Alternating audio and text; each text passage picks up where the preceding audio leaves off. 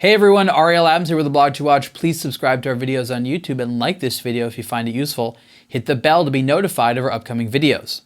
This is a review of the Louis Erard by Alain Silberstein Excellence Regulator Limited Edition.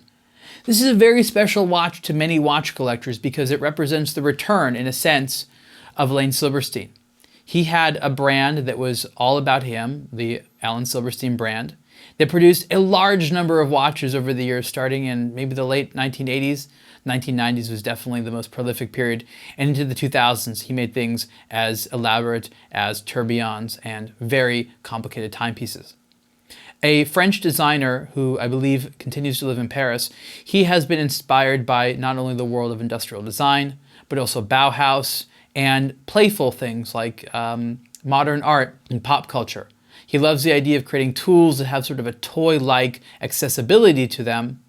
And what's interesting is that the return of his aesthetic in this Louis Erard Excellence Regulator represents a little bit more of a conservative, almost a stripped-down version of the core Alain Silberstein theme, which is very much represented in the signature hour, minute, and seconds hand style. We have the red arrow hour hand, the yellow arrow style of the minute hand, and the squiggly blue seconds hand. I'm going to move the minute hand here because this movement, it's a special module over the Peseux 7001 manually wound mechanical movement.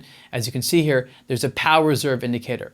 So this module that goes on top of the base ETA Peseux 7001 adds the regulator style display as well as the power reserve indicator, and it remains a very thin to wear watch that is 40 millimeters wide.